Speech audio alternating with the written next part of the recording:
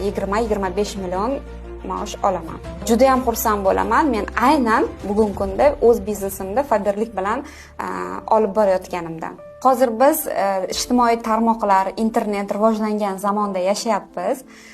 Umumiy hisobda o'sha ham uylar, ham mashinalarda bemalol bir yil ichida bitta ayol kishi uyda o'tirib 4 talab, 5 talab mashinaga ham, uyga ham mana shu fabrlik orqali erishsa bo'ladi. Asosiysi kompaniyada bizda ish staji yuradi.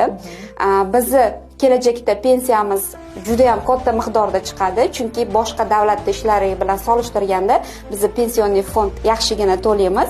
Hozirgi kunda ikkilanib turgan, bular aldoqchi yoki ishonmayman deydiganlarga mana sizlarga bitta isbot va men sizlarga har bir yillarga tavsiya qilib qolaman. Bekor uyda o'tirgandan ko'ra, serial ko'rgandan ko'ra, semichka chaqqandan ko'ra, mana shunaqa uyingizda o'tirgan holatda ham farzandlaringiz davrasida maza qilib mana shunaqa million pullarni olib daromadga chiqish imkoniyati hammada bor.